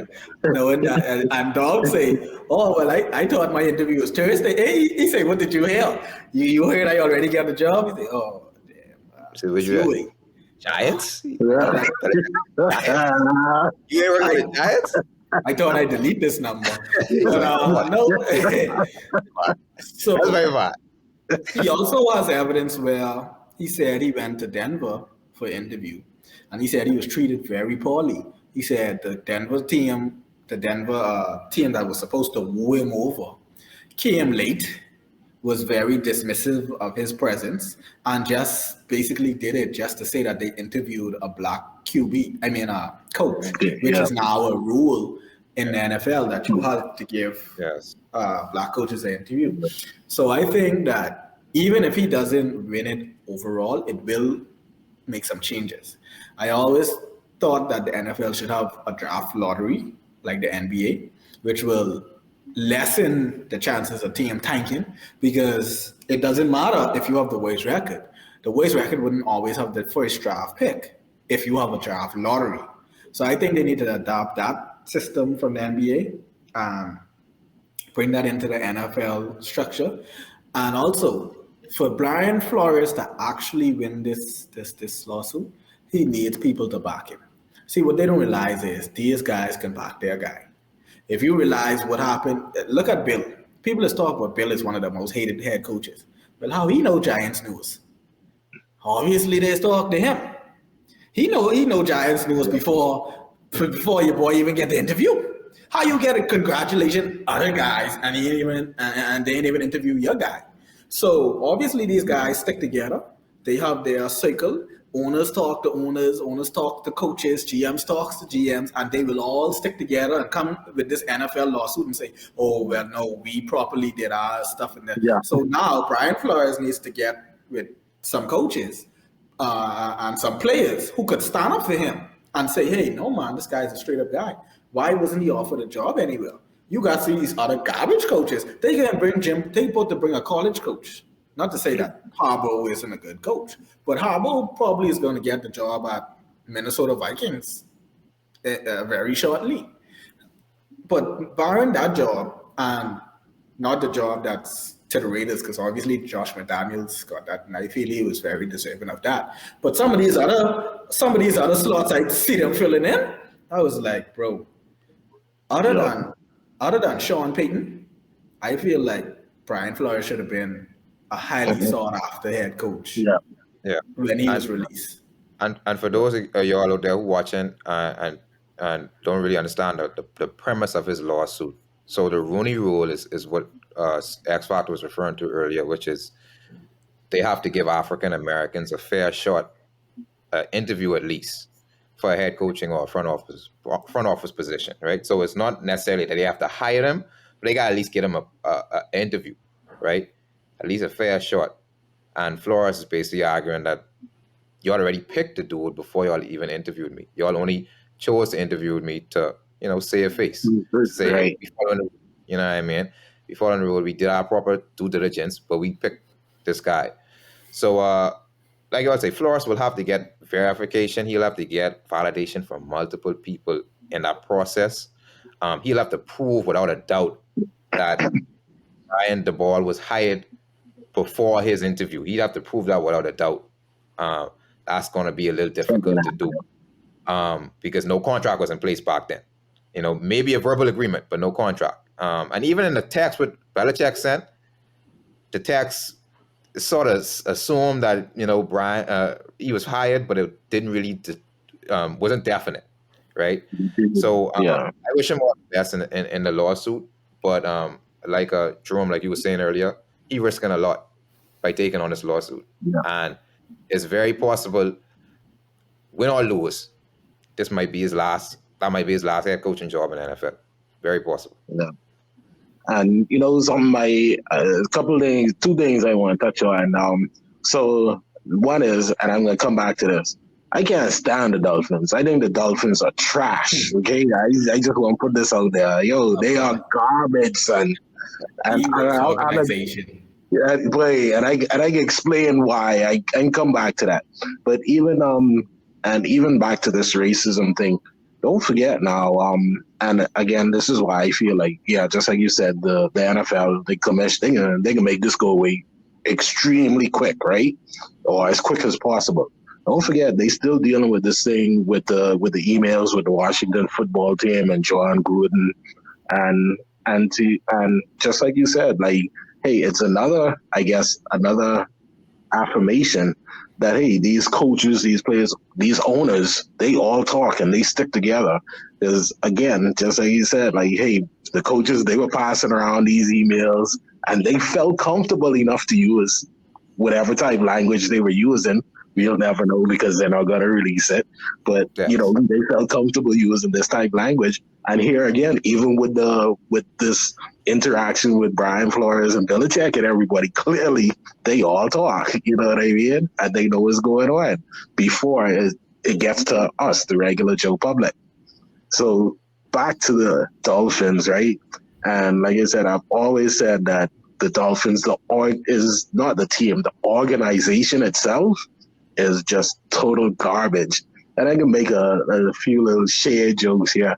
I always used to tell like all my friends who are Dolphin fans, like, yo, Wayne Heisinger was one of the owners. And I was like, yo, he made billions from from garbage, and he threw the Dolphins away. So what does that tell you about the organization? And then Trash all around. garbage, and then I always tell people, like, and again, for me is kind of, I have personal experience. I actually worked in university where the Dolphins practice, and I would tell people, like, hey, the best thing about the Dolphins is their cheerleaders and their practice field. Extreme, perfect, but again, and like I said, I think we have given, or they've given us another example why I say it's the organization itself. Like, hey, come on, man. Yeah, 100 grand. it is. It starts from the ownership down, because why would you? My thing is, we even analysts all over the NFL and sports world has already said that this is not really even a heavy draft. There's not really no head and shoulders above talent to say, why are you even tanking? There's no Joe Burrow in this draft. There's no Patrick Mahomes or star you could see, and maybe you could find a gem, but it's nothing you should tank for, because the number one player I don't even think is a quarterback this year. Yeah, I think it's a D lineman or something or a defensive Exactly, player. and that hasn't been like that for a while. So, what is there that you really so excited about that Tangen gives you such a joy that you're gonna start find your next cornerstone of the Dolphins organization when you already have a team that has a 7-game win streak and has a defense that is capable of being the number one defense in the league? Why would you want to tank? I would even look into um, sports betting and him rigging games, because if you're paying your actual head coach to lose, what's in it for you? If you could offer up 100 grand, that means you use a owner, use a businessman. If you're offering up 100 grand to lose, what's in it for you? Yeah. So that's a big allegation.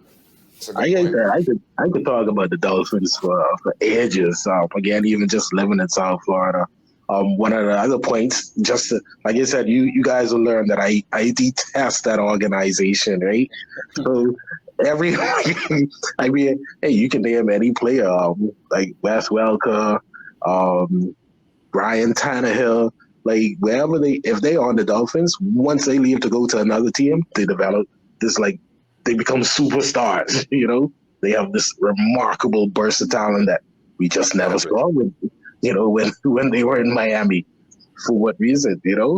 So again, like I say, I'm glad Brian Flores is doing it. I wish him all the best, but I don't know. We might be left one coach of color. Yeah, I know one thing: if he can't get a head coaching job, Bill Belichick owe him at least a defensive coordinator job again, because he was the one who go on there spilling all the beans. You got at least hire this man back and give him the old job. Even if it's just for a season or two, you owe this man. Yeah, sorry. Just sit on the bench. You got to give something. And the only thing you can say is bye bye. That's the only thing you can say after all that.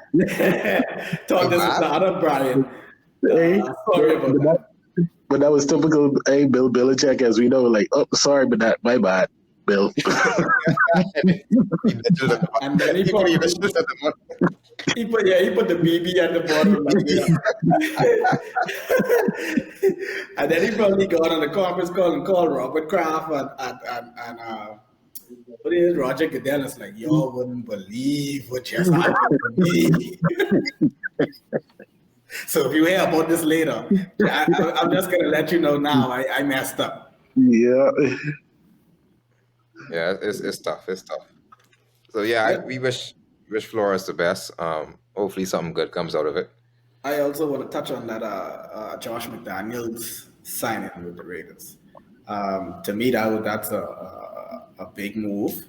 The Raiders was obviously a playoff team this year. Maybe not an elite playoff team, but having endured what they had endured the whole season, I think that that's when you could say, making the playoff, it was a successful season. Going through what they went through this whole entire season, making the playoffs was a successful season for them. Now you get the coach that you much need, even though that guy there was what they say, crowd favorite or something like that. Winning heels all. If McDaniels can come in here and start them off next season 4-0, 4-1, 5-2, 6-3, 6-2, nobody even remember that coach name who had to step in this year for John Gruden. But I feel like it may not. I don't know. See, the thing with Josh McDaniels, and don't forget they also got the head of personnel from the Patriots. Yeah. Who works side by side with Belichick as the GM to bring in a lot of talent and stuff. My thing with that is I don't know what they're gonna do when it comes to guys like Derek Carr, because he is on the line. Cut him. Cut him, buddy. Cut him. I would try to trade him first. I would try to trade him. If I can't trade him, then I would cut him. But like you said, when it comes to the Jimmy G situation, if I do cut him or trade him, how much quarterbacks I could find out there that are better than Derek Carr?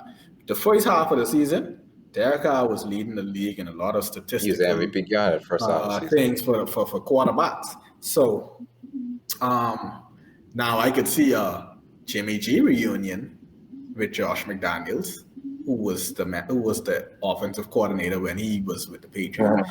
Maybe Jimmy G goes to Vegas, or you might have someone else who likes offense in an Aaron Rodgers who likes offense, and on a big stage like that, Las Vegas is now a place that people want to play because of the atmosphere. It's like Vegas, it's like Los Angeles now. So if you could get an Aaron Rodgers and you could pull another top receiver, let's say, I feel like if Aaron Rodgers land on any team and he picks up the phone and calls Davante Adams, he can get Davante Adams. If there's anyone could bring a player with him, like how Brady is bring Gaunt, it could be Aaron Rodgers bringing Davante Adams. With that defense, that's the Super Bowl team. So and I like to follow storylines because that actually is what intrigues me a lot about sports too. When you see certain things happen when it comes to certain teams and big stadiums and all these things, look at Los Angeles. Los Angeles, the Rams used to play in St. Louis. The second they go and build this nice big stadium, you gotta now repay the city. You now gotta fill seats. So the deeper you go into the playoffs, the more seats you sell. Now all of a sudden, this like your second Super Bowl in 3 years or 4 years. Then since all of a sudden the Rams become good. So I feel like it's a narrative. So now you build this big stadium in Las Vegas. You think they can allow Las Vegas Raiders to be trash? No. The league is gonna basically let Vegas sign who they want, trade for who they want, agree to whatever they want to, because now you have to pay back the city. So that's something to look out for. You already started in the right direction by getting a very good coach who has succeeded, failed, succeeded, failed, and succeeded again. So it's not like, Josh McDaniels is now what he was when he first went to Denver, where he was on this high horse, and you thought that when you had Tom Brady them in 2007 and you created this super offense, you was on this high horse thinking that you could go anywhere. You go into Denver, get your head smashing, you end up running back to the Patriots, rebuild something again. Then you had a big fallout with Tom Brady. You was back almost on the hot seat. Then after that, you and Brady come together and y'all win another 3 Super Bowls and everything. So now you've been in the ups and downs, and I feel he's more well-rounded now as a head coach, way better than he was when he first had a head coaching job. So I feel like this time around, he's going to take more things into perspective. He's going to be more humble, come in there, learn how your players want to play for you, learn if they even want to play for you, first of all. And then who wants to play, work along. Who wants to go? My thing is, don't force players to play. Don't come in here with that attitude that, you guys are players, and if we are paying you, you need to play football. You will lose plenty of football games, bro. Trust me, don't come in there with that attitude. Get in there, let players have their opinion, and if they don't want to be there, start making some trades. So, Xperts, I got kind of like a different take with that Josh McDaniels situation. Again, with him being coming from the Patriots organization, hey, I love the move for him. Congratulations, all the best to him. With him with the Raiders, but even like you said, he comes in there with a little bit more knowledge, a little bit more experience. I think in order for him to be successful, and just my personal opinion, he need to cut the team. And I was telling somebody this earlier, like, but if I was him, everybody gone. Bye from top to bottom. Goodbye. Except Waller. Well, yeah. Wait, hold on. Waller and Renfro, I'm keeping. Okay. Waller and Renfro, I'm keeping. But I'm gutting everything. Put it like this: I know as coming in there as a coach, we know he has at least about 3 to 4 years in there. I got in my team, and I starting with some fellas who I draft or who 100% committed to me. The reason why I agree with you especially this time around, is because he has the GM on his side. Yeah. When he went to Denver, you went to Denver as we got our thing going here. We only need you to coach the team. Going in now, you coming into the team, we need you to coach the team. But now you got your boy who makes the executive decisions up there and who talks to management. So Right. if these guys open their wallet and they say, okay, well, if you think you could do it, then do it. Now it will be a risky play, but my thing at this point in time in Josh Daniels' career, you done literally when you done prove yourself. So Right. it's like you say, I would go all in too. It make no sense coming in here tentative. Yeah. It is a time you should say, okay, Derek Carr, you on your last year, we ain't giving you no max contract. So if you disgruntled with what you getting paid, go see who else can pay you. Let's go get. Well, I like Josh Jacobs. I would keep Josh Jacobs. Yeah. I do as well. I do. But like you said, it depends on if he wants to play for me. If he doesn't, okay, bro, we got some running backs in the drafts. We can make something happen. Yeah, I honestly agree with that too. I would speak to my core, such as Jacobs, Waller, Renfro, couple like one or two. I can't remember their names, but there's like one or two good defensive players. I would sit down and talk with them and say, hey, how do you feel about moving forward with this organization? And if they say, well, you know, I make the next call to my GM boy, hey, great. I just talked to Josh. Jacob say he ain't too hot up about this. What that guy in Minnesota near, is he available? Do we have any other running backs on the radar? Let's see who we can get out here. So your teams have two running backs. So some teams who got two good running backs, you could maybe throw one the draft pick their way in, whatever. Yeah. So yeah, I like you say, I would, but it has to be quick.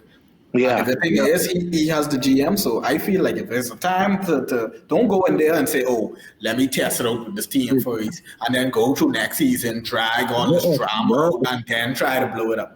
Either you can stick with these guys, and y'all can tug it out, and all y'all can end y'all career, or you smash it, and you say, but I can bring my boys in, and I can live and die with my boy. I can bring in. I can bring Jimmy G. I can bring in whoever my favorite wide receivers is. I can bring in what's your boy name? I think he like McDonald's too much. Remember the wide receiver we drafted before Metcalf, N'Keal Harry. I think N'Keal. Wow. He don't even let Harry play. N'Keal Harry. The Patriots had a chance to draft Metcalf. I think now is the perfect opportunity too for him to do it as well, though, because even off coming off all that drama from last year, with the situation with Henry Ruggs, and then you have stuff with John Gruden coming out, you could argue that the franchise itself was more proud of them hiring Josh McDaniels than they making the playoffs, right? You could argue that, right? So he have all the freedom in the world basically right now to sort of change the culture if he wants to do that, right? To fit whatever he wants. You know, the franchise is looking for a little bit of hope, right? And obviously you evaluate talents like Waller and you evaluate guys like Josh Jacobs who are very talented. You know, if you want to keep them around, of course, keep them around. But you have a chance to put your imprint on a franchise that now looking for direction, right? Really, really looking for direction. So if he wants to do it like y'all say, I think now is the perfect time to do it, you know, and just get it out of the way before it's your time. And you know, something else, just one other point on that too. If he doesn't do it now, or if he isn't successful right now with the Raiders, that's it.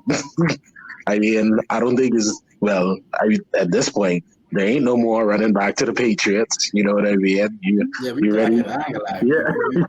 You're ready to use your get out of free jail card. And after that, that's it. So, like I say, if it was me, like, hey, I can live and die. Hey, this is my last chance. I can go with my own. Yeah, made no mistake about it. The mystique of him being a head coach it's gone if it don't work out. Yeah. It's Yeah. locked. Not gone. You ain't no one worried about, oh, but you think this boy would really be good if he's a head coach, that gone, that finished. So like you Yeah. say, he probably get a job, maybe as an offensive coordinator somewhere. But that head coaching stuff, done. Yeah. If he can't, that done. He better off going to high school to coach football.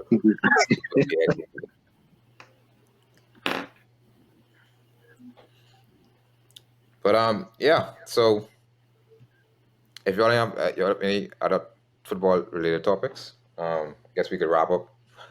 Maybe touch on the NBA a little bit before we wrap up. We heading into All-Star break now in the NBA. Shit, All-Star break probably in the next couple of weeks, 2 weeks, probably 2-3 weeks. Yeah. So who are your favorites? The Suns are the hottest team in the league right now. They're number one. They're number one in the whole entire NBA. Are those your favorites to come out of the West? No. Maybe win a championship. A lot of people have them as the favorites to win a championship. Are those guys your favorites? No. So no. So I haven't. This is my thing. Kinda. I don't normally start watching basketball until like around December, and then I really start getting into it. After the All-Star break. I gotta wait till football is done. When I go through that little withdrawal period, that I can focus on basketball. But as far as basketball, Phoenix, I love Phoenix. Of course, hey, we got our own there. We got DeAndre out there. I like Phoenix, but I can tell you something. Golden State is extremely scary, especially with the addition with them having Clay back now.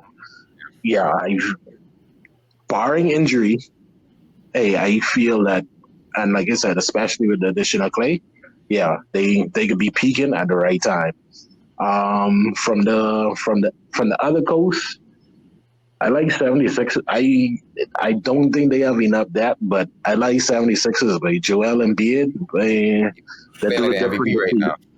Yeah, but he's different this season. They're like the MVP right now. I know the Bulls shaking a little something, but I think that's one of them Cinderella stories, Yeah, I don't think that built the last. What about you, X-Factor? What you feel? I share the same sentiments in the Western Conference, but definitely not the East. In the Western Conference, like you say, we have Golden State, who may not be the top team or hottest team record-wise. Me also being a shooter by nature. I'm glad that Steph is going through the slump now. It's always best as a shooter to go through your slump in the middle of the season, because this is when you could make adjustments. This is when you can get your feel for it. This is when you could make things happen. Clay coming back, they don't even need Clay to be 100% right now. Clay could play. They could put him on minutes restriction, whatever all that management thing is. The key to this team is going to also be the center. People just forget they already draft their center. Yeah, I don't care about Draymond. I honestly don't care about Draymond. Wiseman will be the big factor, because we know their offense is top notch. We don't have no issue with them. Anybody on our offense, well, Clay, Steph, sometimes even Wiggins could give you 40 any night. Yeah. The difference is going to be now when the playoff comes in and the game slows down, you need that rim protection. Yeah, they say Draymond is okay. Yeah, Draymond is a good defender, but you need that backup. You need that guy who's under the rim, who's 7 foot, who can get you the stops. If he is not getting blocks, he's disrupting these guards and these other guys from getting in there. You need that body to bang. That big rebounder who's going to give you 13, 14, 15 rebounds a game in the playoffs. He's a guy who could not stop Ayton, but could give him problems. He's a guy who could not stop Anthony Davis, but he could give him problems. Guys like Jokic and stuff like that, you could put Draymond to guide him on the perimeter, and if he pump fake you and start coming to the rim, you don't have to worry about Steph and Clay sitting under there going to get their head dunk off. You now got Wiseman, who could slide over the paint and give him a problem at the rim. So with that being said, I feel when Wiseman come back and if he is healthy and all of them are healthy, like you say, barring injury, they match up with anybody in the West, top to bottom, perfectly. They could beat any team in the West. Now going to the Eastern Conference, that Joel Embiid thing, same show, different time. I've seen him had. This is not the first time he's playing like MVP. He's had great seasons with better teams, and they couldn't make it to the finals. I definitely don't think this is the year. It may look easier because this year the Eastern Conference turned back into the Eastern Conference of old, so it's very wishy-washy. You don't have, maybe you could say Milwaukee is head and shoulders above, but even them, we know that because of Giannis shooting, that is a very big weakness. Um, so if it ain't Milwaukee, then like you say, you could put Philadelphia as a top team, but to say come out of the East just with Joel Embiid, if you don't have Ben Simmons playing in the playoffs, I see them doubling, tripling, getting in Embiid head, and he's going to be those guys who tries to do too much, and it's not going to be enough to probably get past a defensive team like the Milwaukee Bucks. Also, if that Miami Heat could get healthy. I was just gonna say, like, hey, I was a big Heat fan now. Ain't nobody talking about the Heat. Yeah, if they could get healthy and they could put their five on the court when you get Oladipo playing at a high level, Larry playing at a high level, Jimmy Butler, who was inspire anybody he plays with. He could play with the third string and be their starters. Bam Adebayo, they have a nice shooting core. They got Robinson. Trust me, they could sneak some teams and they could healthy. They could come out of the East just as easily as any other team. The Bulls, DeRozan playing some ball, but I don't know. This would be the year to prove it. If it's any time to prove it, this would be the year to prove that, yeah, you are that guy. But I don't know. I don't know. You just throw that team together. They need some more time. I don't see it happening. I mean, I with y'all on the Warriors. I think the Warriors are definitely the team to beat in the West. I understand the Suns doing it, and it's great. If anybody has a chance to beat the Warriors, it's definitely the Suns. But I think people are looking at what's probably the worst version of the Warriors right now and thinking, the Suns are the favorites. I mean, but like you said, Steph going through a little slump. Clay just getting back in action, right? These two things will, they will get better. Yeah. Draymond out with injury, he will eventually come back. The Wiseman thing, I don't really believe Wiseman's going to play a role in the playoffs. I'll be honest with you. I think Wiseman, he's very young. He's very, very young. I think they're going to need him to maybe play like 10, 15 minutes here and there because he just has so much size. But the playoffs, matchups, experience, we know that the best teams can scheme unexperienced players out of a game. And I think Wiseman, I think they'll need his size, so like I say, in like 10, 15 minute spurts, but I don't see him having a big role in the playoffs for the Warriors. With that being said, I still think the Warriors are the favorites to come out of the West because their core has so much experience and so much chemistry, and them dudes know how to play together, and them dudes know how to gel. So I definitely got the Warriors to come out of the West. For the East a little bit more wide open. East a little bit more wide open. You got some teams. It's nothing. The cream ain't rise to the top yet. You know what I mean? You got guys like Philly, and you got the Jokers inside Brooklyn. If Kyrie could stop being a part-time player, I probably would say them dudes got the chance to come out the East. But I could give a special out for real to your Miami Heat, Jerome, because I think Miami might have the goods to come out the East this year. I think they almost to the top. They basically the top of the East right now, and that's with Bomb missing a lot of time. Yeah, Jimmy missing a lot of time, right? Yeah. Larry missing a lot. They've been doing it with their bench, really and truly. Yeah. If they starters could get, and this is a team that been in the finals 2 years ago. I mean, granted, that was a bubble playoffs or whatever the case may be, but it's a team that been in the finals 2 years ago, right? So dudes can get healthy. I've seen them beat Giannis before. I've seen them do that, right? The only question to me would be standing is if Brooklyn has their full team there, I still would say Brooklyn because there's just too much firepower. But if they don't, I think Miami might come out the East. I honestly do think that.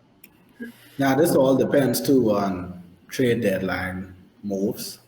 Um, we got some big names who could move. I know Damian Lillard has always been a name out there, but don't forget CJ McCollum has been tangled around to actually get Lillard some help. Maybe not for this season, but for next season. Um, you also have stars John Wall. I don't know what he's doing out in Houston, but they obviously still paying him like 45 million Collecting money, that's what he just to doing. wake up in the morning. They're gonna 40 mil. Just to wake up in the morning, he's get a paycheck. So you got guys out here who legit could make a difference on teams that need to be made. Obviously, the Lakers are always a team that could surprise you at the trade deadline, especially now with LeBron and his regime there, who could find guys from all over the place. That Westbrook thing could actually start to kick in. We see they get spurts. They started at some point to get it going, and then it fall back off. And then LeBron is injured now. AD is back. They still working it out. So it's like, I don't know. He look good. He look good. I don't know what's going on with the Clippers. We got Kawhi. I don't even know what his injury status is. Like he just don't play. Like I don't know what he even injured with, but he just ain't playing. Then Paul George is now contemplating surgery on his elbow, so maybe he might be out now. So I don't. It's weird, but you still got guys. Even Buddy Hield. Shout out Buddy Hield. Buddy Hield could be a guy who's on the move, trade deadline. Hopefully, I want to see him now be on a team that where his contributions actually turns out into wins and actually getting him in a bigger spotlight. Because Buddy plays pretty good for the teams that he's played on so far in his career, but the problem is these teams don't go nowhere. So it's like he's never been seen on that bigger stage, like the playoffs, and had a chance to explode in a series, and people be like, "Oh, who's this guy?" So, hopefully, Buddy gets in a better situation. And I don't know, like we all sleep on, like you say, Cinderella teams. In the NBA, Cinderella is real. In the NFL, maybe not. In the NBA, they are. I gotta agree with you on that one. You do have some Cinderella in basketball, but that boy Ja Morant is playing. They don't win championships though. Cinderellas don't win championships. Yeah. I gotta stick with that. Cinderellas don't win championships. They may have a nice little fairy tale run every once in a while. But I would call Kawhi in Toronto a Cinderella because they wasn't a favorite. No, I mean if Kevin Durant doesn't get injured, then they don't win the championship. I even talking about before getting them. They had to beat your MVP playing Joel Embiid at the time when he hit that Cinderella shot in the corner. The thing about Kawhi, them right? The thing about the Raptors team, people forget the Raptors team was number one in the East before Kawhi got there. They was number one in the East several times before Kawhi got there. So to me, they should have been a championship contender favorite because they replaced DeRozan with Kawhi, who was a better player. They should have been a contending favorite. But normally, like I say, guys, the NBA is a league where I think with football, Tom Brady sort of like skew how we view football in a way because he's just been so dominant, right? Mm-hmm. And I don't know if we see that when he leaves. We'll have to wait to see if we see something like that when he leaves. With the NBA, generally the same teams are going to win, generally. Right? You have the Lakers who won a bunch of championships. You have the Spurs. Then every once in a while, okay, Dirk sneaks in one. Okay. Then the Pistons sneak in one. Okay. And then you got the Warriors. And then you got LeBron's teams.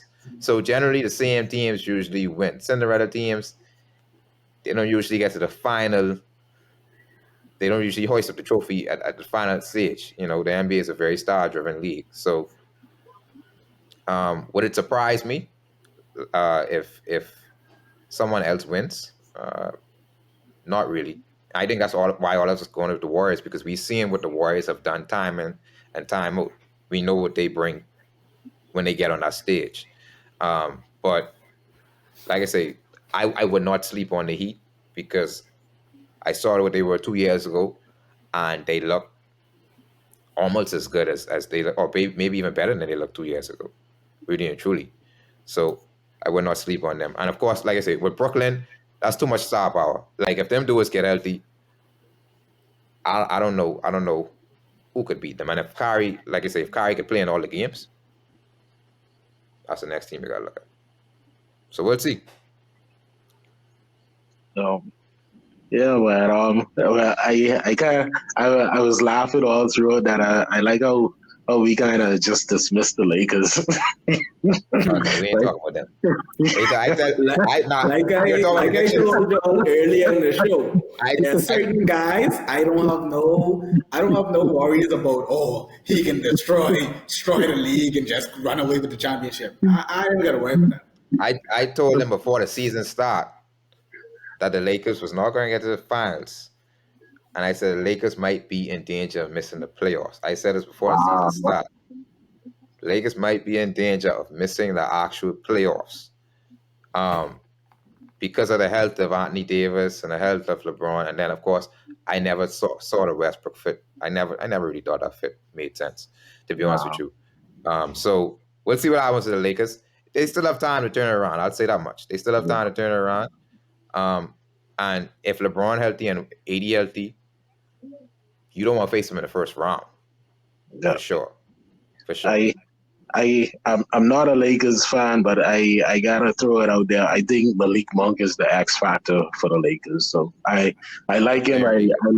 I liked him coming out of college. I was surprised I was surprised he didn't develop in Charlotte, but I think that move out to LA, I think he's gonna be that X factor. If they do anything, he's gonna be that X factor for them. Nice player, but he's a nice player. He probably is their best free agent signing this summer. He really nice. He really nice. We'll see what happens. You know, it's always entertaining when it comes to the Lakers. We're not lose. It's always entertainment. It's always showtime in LA. Always showtime in LA. All right, so before we wrap up, y'all want to send any final shout-outs? Any final shout-outs? You know you want to shout out to Tom Brady X Factor, so go ahead. Make it like you get out of it. Shout out to Tom Brady. Always, every week, there's always shout out to Tom Brady. Unlike these haters, I always, took my time. It wasn't a farewell talk, but every week I took my time out to admire the games. And even when Tom Brady wasn't a Patriot anymore, I made sure to watch him in Tampa Bay, because we always know that, hey, his time was coming to an end. So every week I made sure to shout out Tom Brady. So when his time is over, next season, I probably ain't going to be shouting out Tom Brady. Definitely ain't going to be Aaron Rodgers. But I'll be shouting out someone else. But like I say, shout out Tom Brady. Shout out the GOAT and his career. And best of luck in all your endeavors. All right. Hey, you know what, X Factor? I think I'm gonna follow you off on that one, man. Shout out to the great one, man. Is the one who has definitely changed the game. I know all my homeboys, all my friends. They probably laughing at me because I've been getting calls, people checking up on me and stuff like that. So, hey, they've been like, "Hey, Rome, you all right?" But nah, man, definitely. Shout out to Tom Brady. I think he's provided us with the opportunity to watch some of the greatest football ever. But yeah, I can put that out there. I think he's provided us some of the greatest football ever. I definitely got to shout out the Hillside Crew boys. That's the homegrown crew. And shout out to all my friends at Born 94. And thank you, gentlemen, for allowing me and gracing me and allowing me to take some time on the show, man. It was definitely a pleasure, man. Definitely fun. Yeah, no problem, man. Thanks for passing through. Definitely. We shout you out. We appreciate you for passing through. It was a great episode. And we hope to have you again, man. It's good conversation, good debates. You know what I mean? And yeah, man. To all the people watching, shout out to all the watchers, shout out to all the viewers. Catch us next week, Tuesday, same time, same place, and we'll be back to do some more previews of the Super Bowl. Maybe recap the Pro Bowl a little bit. Talk some other stuff. But it's again great having you guys. Thank you for watching. Thank you for tuning in. And until next time, the Xperts, along with Sideline Sports, we are out.